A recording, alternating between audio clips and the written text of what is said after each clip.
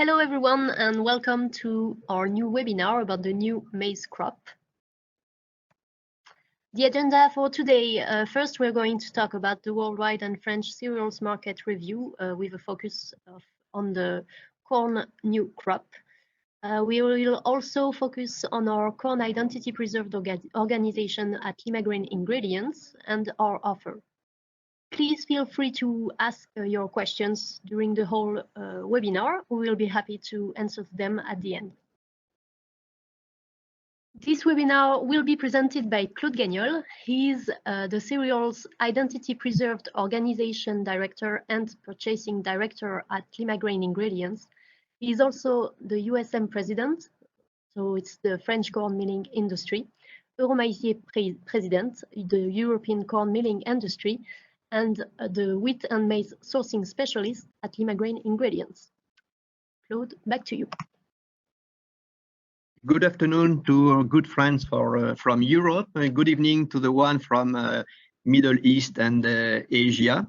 I'm very glad to share with you this overview of the cereals market and the main crop, which are the wheat and the corn one. And of course, we will extend this presentation to different market parameters to highlight your knowledge about the ins and the outs of this crop 2019.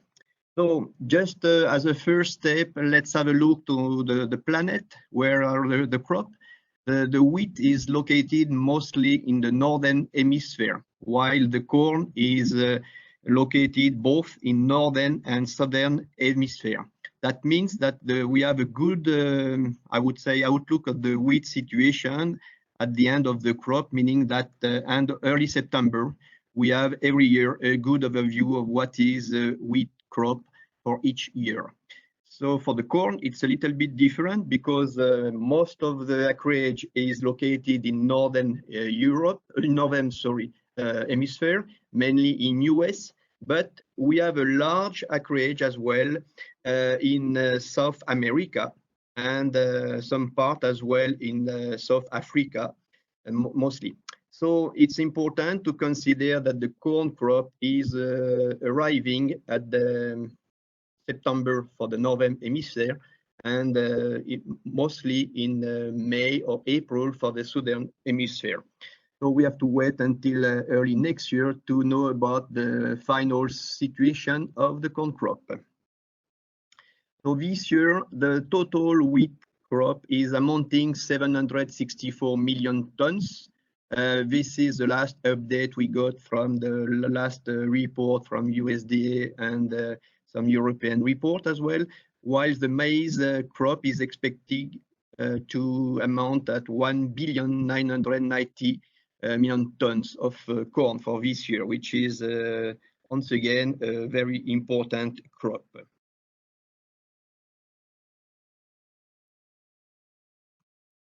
Regarding the key parameters which are making what we name the market, basically, so you have the structural elements. The acreage is the most important one, and of course you have the yield, the expected yield per each hectare of corn that has been planted.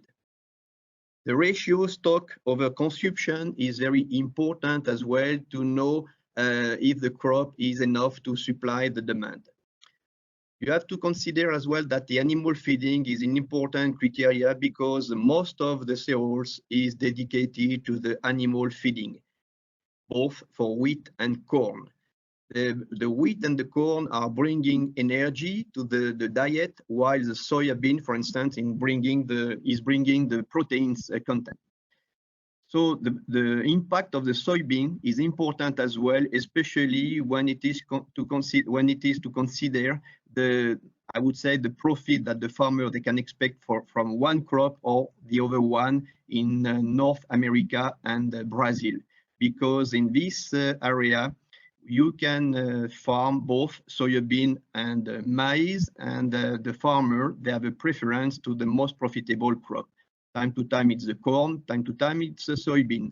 At the moment, the soybean in the market is on the upside, while the corn is, I would say, less profitable than the soybean for the farmer.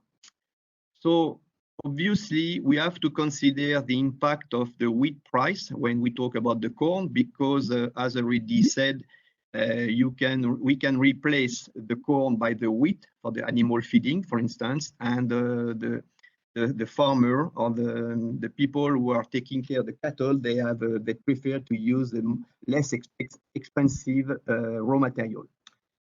And as already said as well, North America and Brazil are very important players in the corn and the soybean production. Concerning the volatile elements, the weather market is very important, especially when we face some, I would say, accident like a drought or some frost, for instance. And when you can go to for instance, the stock exchange market, and this market is very sensitive to any kind of unpredictable move in terms of weather. And at the moment, for instance, we look after the situation about the corn crop in US, because this corn crop is late, and so it is exposed to some risk of frost or snow, which could impact on the quality of the crop. So another parameters is pertaining to the global commodity market, oil and ethanol, for instance. The oil, it's an important commodity, and you can speculate on the corn or the oil depending the perspective, and the speculator, they can put the money on the commodity, farming commodity, or some mineral or oil. And the ethanol as well is very important because, for instance, in the States, 30% of the crop is dedicated to the ethanol production. In case the USA government, American government is deciding to reduce, for instance, the ethanol production or to increase it, it will be impacting significantly the market price for the corn, because the ethanol is mostly originating from the corn in US, while it is from the cane sugar in South America. Concerning the poorly controlled elements, this is something which is more or less hidden in the market, and it is concerning mostly Chinese production, where it is difficult to get some consumption data and stock data, and of course, crop data. Let's have a look to the worldwide corn production. We still have some uncertainties for the new worldwide corn crop, which is expected for this year, because of the late seeding in the US, and the fact that in South Hemisphere the seeding are still to be done. So these two criteria is giving some uncertainties. And in the States, for instance, the crop is ongoing, but it is late, as we will see. And we are still facing some risk of frost or snow, which could damage or delay the crop. In Europe, we observe a slight drop. At least we expect a slight drop in terms of volume, because the French territory, the German one and the Polish one, has suffered a significant drought, which is affecting the yield from the corn fields. While in the, I would say, eastern country in Europe, the situation is better, especially in Hungary and in Romania, where we expect a nice crop. So the key data are leading to some huge decline in terms of closing stock. So this is what we mean the carryover. So this is the quantity of corn left after 1 year to go to the next crop. And we observe a trend which is on the downside, and is especially important when we consider the available stock for the trade. And the available stock for the trade are amounting around 56 million tons, which is very low, because that means if the exporter countries have no volume to export, it will make a big stress on the commodity market, leading to some cost increase of the corn or the wheat. So for the total corn production this year, so as already said, we have almost 1,100 million tons of corn. The trade is amounting 165 million tons. It's almost a little bit more than last year. And the consumption is remaining at a high level, which is 1,140 million tons of corn, which is over more than the production. So this is important to see that because it's the main reason to show this, the carryover decreasing. When we have an overlook to the situation of the variation for the different crop in terms of production and stock, we can see that this year we have some extra production for the wheat, for instance, because we have 34 million tons plus compared to last year, 14 million tons plus for the barley, and for the corn, it's missing 17 million tons versus last year at the moment. So for the soya, it's the same. It's we have a lack of 20 million tons of soya versus last year. So these are the main reasons that is making the market more nervous for the soybean and the corn than for the wheat, for instance.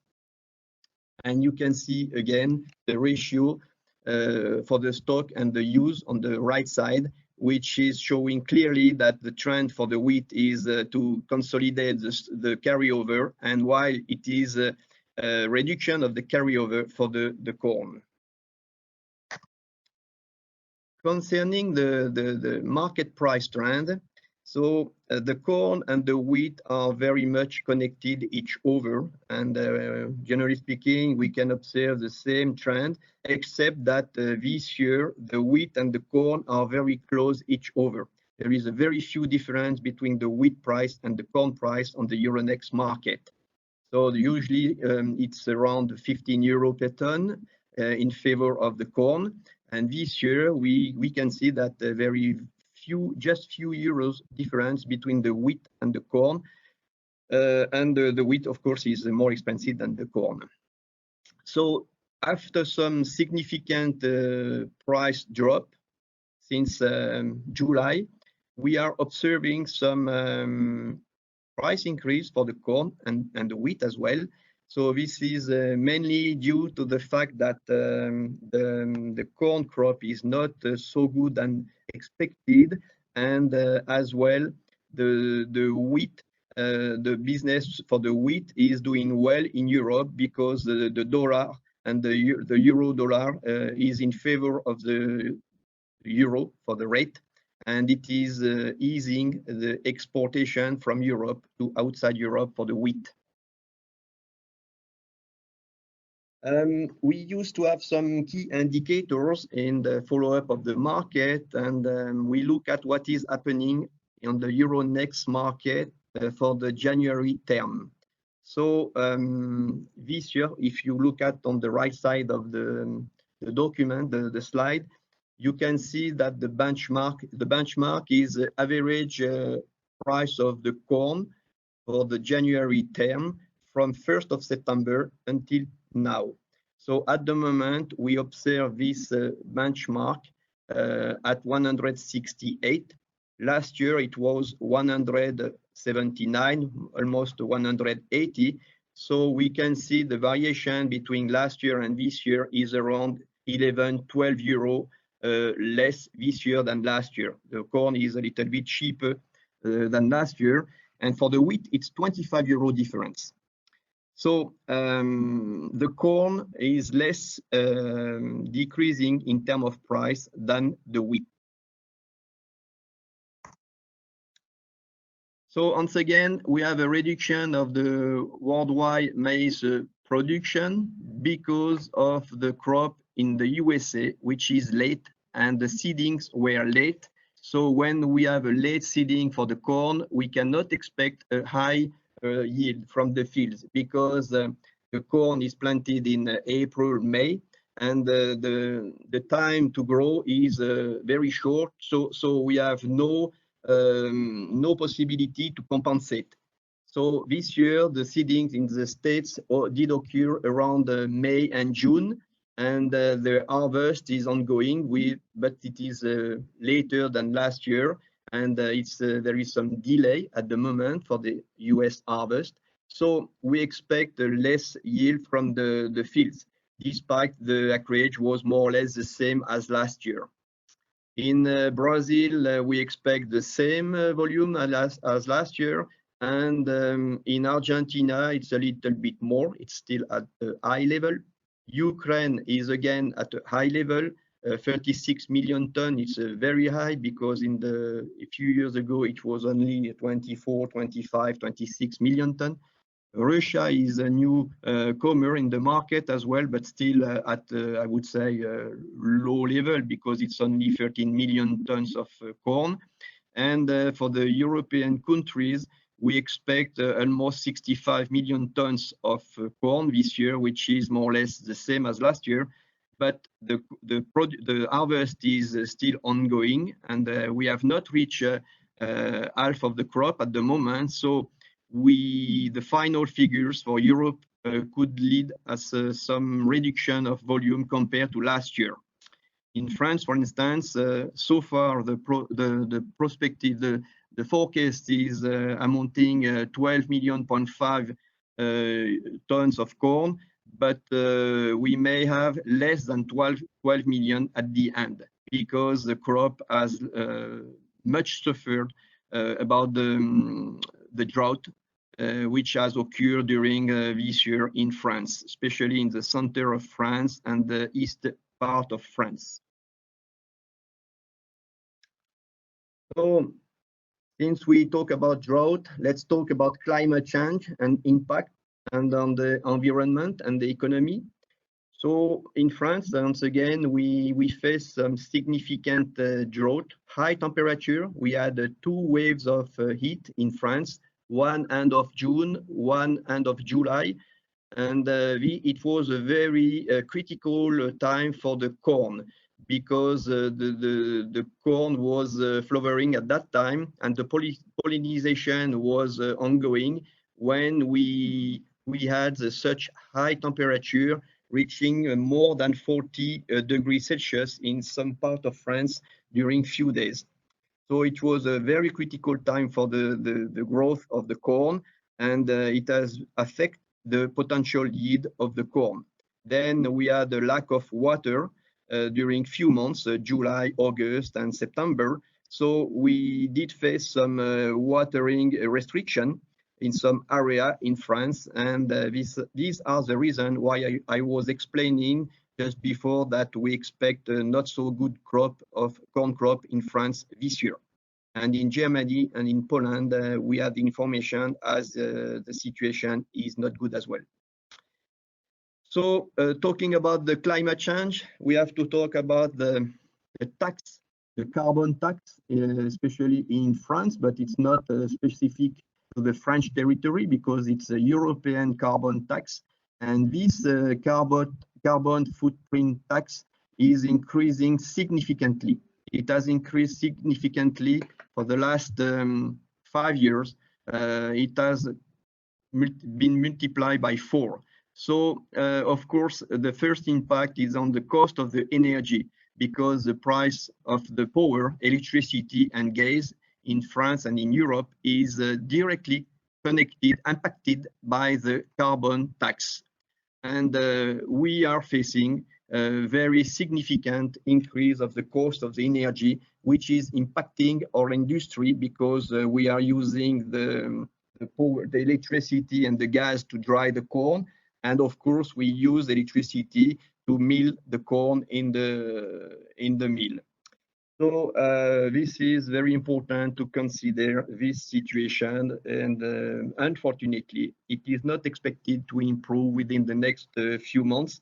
And we can see that recently the cost of the electricity has moved a lot, has increased a lot, just because of the Brexit situation, and because we are going to have a new negotiation of the carbon tax on the European countries to absorb the the amount of the tax which was supported by UK. So if you look at the figures for the electricity cost recently, it has significantly increased because of the bad discussion concerning the outcome of the Brexit. So to end this presentation, I would like to have a focus on the bullish factors and the bearish factors for the market situation.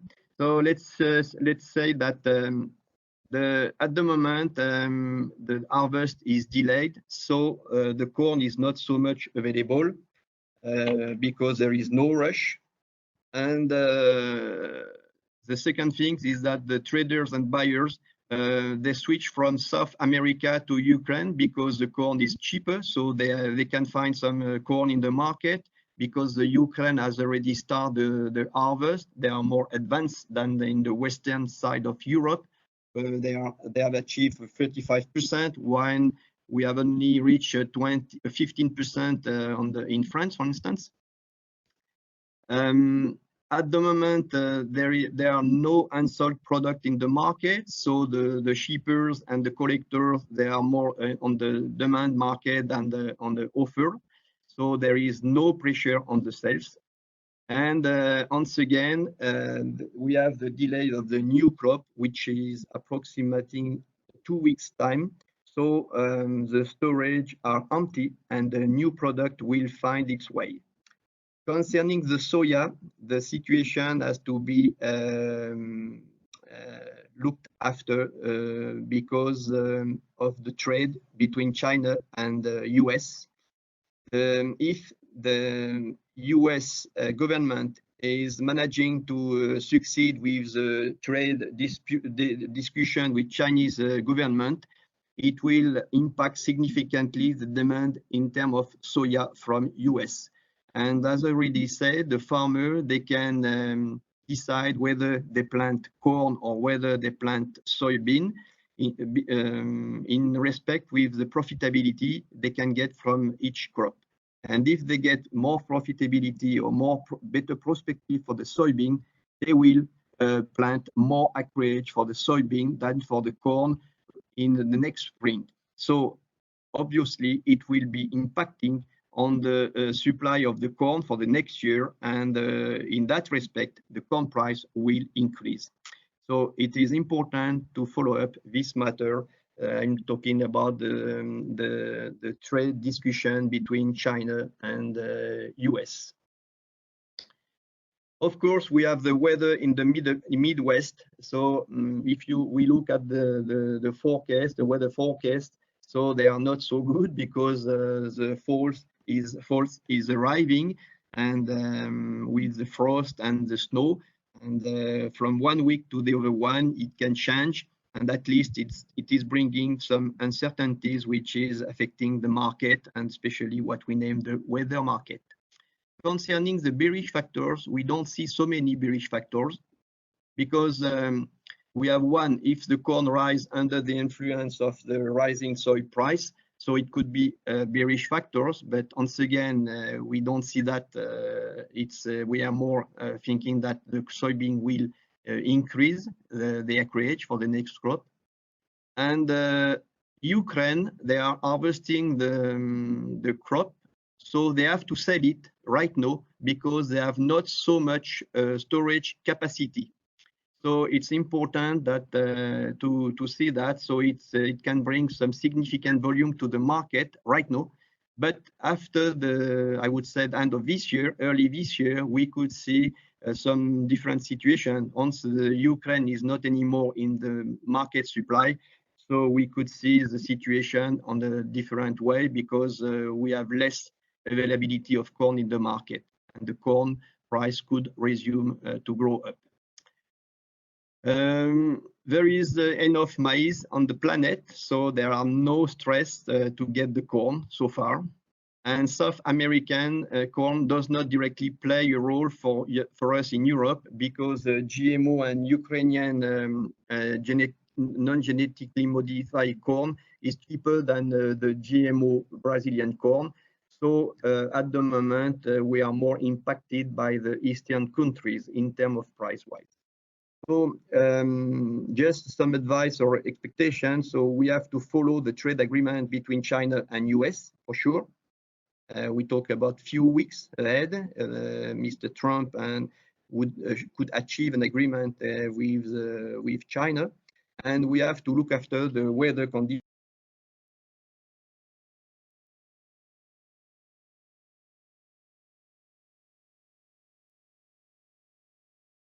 Identity Preserve Organization at Limagrain Ingredients.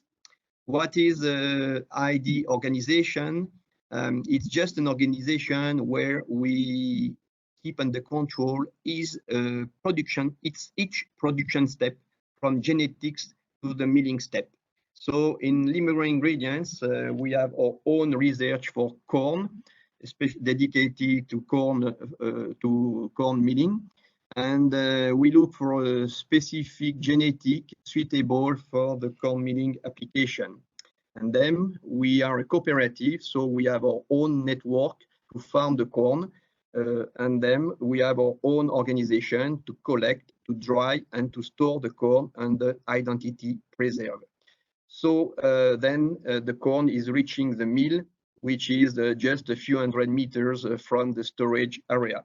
So everything is in the same area, so we have full traceability, and it is as well, I would say, environmental friendly, because we have a very few transportation to organize to get the corn at the factory. Concerning the quality of the corn, it's important to know that for the milling purpose, we need a specific corn that we name flint dant type kernel. So generally speaking, in the market, you can easily find the dant type kernel because this type of corn is very productive in the fields, and it is giving a high yield, and the farmer, they enjoy that. Unfortunately, the milling yield is very poor because this type of corn is releasing a lot of corn flour as a first step, and we have no way to manage the granulation of the different particles because we have a big flow of corn flour at the first step. So it is not at all the suitable corn for the milling purpose. What we prefer is a flint dant, which is a combination between what the farmer they can expect from the fields in terms of yield and what we expect from the milling step. So because we look for the best milling yield possible, considering that what is not suitable for the food grade application is going to the animal feeding, and the value from the animal feeding is less than the cost of the raw material itself. So needless to say that lower is the milling yield, less is the profitability of the milling activity. So we look for the high milling yield performance corn for the corn because we try to keep under control the profitability of the activity, keeping the farmer revenue and I would say acceptable level. So we have to find the right combination between the farmer revenue and the milling revenue. So for this purpose, we use a suitable variety, as already said, from our own genetic organization, and we use this corn to increase the yield, the milling yield, and of course, to get this corn, we have to pay some premium to the farmer to compensate the lack of yield in the fields compared to the dant kernel. And as well, the market at the moment is more and more demanding in terms of safety and quality product. So we have to spend a lot of money to keep the safety and the control. It's not negotiable. And as well in the equipment of the mill to secure a very consistent quality in corn in terms of safety and technology. So thanks to our different partners in the network, we have the ability to manage the traceability, the safety, and the technology of the raw material to get the best performance on the different market application. So the semolina corn yield is for us is more than 60%. So that means 40% maximum is dedicated to the animal feeding. So it has a financial impact, as already said. We have, of course, a genetic impact. So the vitreousness of the corn is essential to secure the quality of the semolina, the yield in the mill, but not only. It has to comply with the technological specification of our different customers, especially in terms of granulometry, but not only. We have as well the viscosity, for instance, which is very important in terms of application for the extrusion, for instance. And the genetic is impacting this, and as well the production organization, because we look for we have a special care to the corn, especially at the drying step, to make it to keep it in the very nice condition first, and to avoid any breakage on the kernel. Concerning the food safety, it's essential, but and more costly, as already said. Now we have GMO under control, of course. Mycotoxin is under control, at least this year, because the climate is good for to reduce mycotoxin risk. But we use as well some corn variety which are early, which is less exposed to the risk of mycotoxin. But we have no challenge to face, like tropan alkaloid, for instance, and of course different health standards that the market is requesting. We just want to remind you that we have non-GMO guarantee, gluten-free product, and baby food standard on the regular basis. So concerning the Limagrain Ingredients range of product, we have a complete offer, a wide range of corn ingredients with gluten-free, baby food standard for corn flour, corn grits, hominis, and corn fibers. We have another available offer for different market application like snacks, breakfast rolls, culinary, bakery, and so on. We have a full mastery of the particle size, the moisture, the fat content, pesticide residues, which is a big concern of the consumer at the moment and for the future as well. Gluten-free, of course. And we have a new offer, which is organic offer. Thanks to our ID organization, we have managed to implement organic production for corn, and now we are starting a new organic corn offer for different granulometry, like corn flour, for instance, and but as well corn grits and flaking grits. So to finish this presentation, I just would like to remind you that we have labeled this organization and label which is Limatrace. This is reflecting all the input that we have brought to our organization to make sure that each consumer, each customer can rely on our product, on our safety organization, and the consistency of the product we are supplying to the market. Thank you for your kind listening.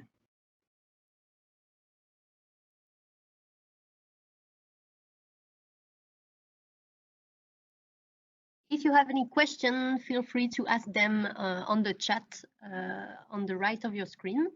We'll be happy to answer to them. We have a question about the sulfur surcharge.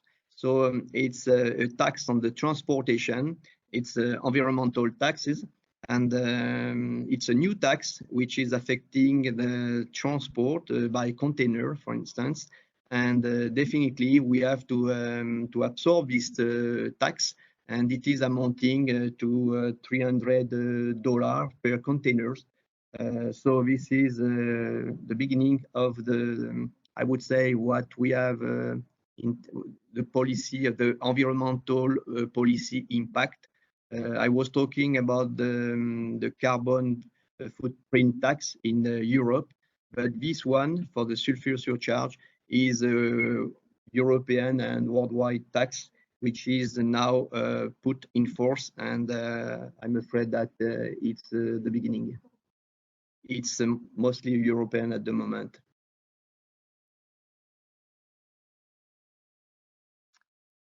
We do not have more questions, so if you have more, please send us an email. We'll be happy to respond. Of course, we will send you also the PowerPoint presentation of this webinar. Thank you to all of you for assisting to this webinar, and see you next time. Bye.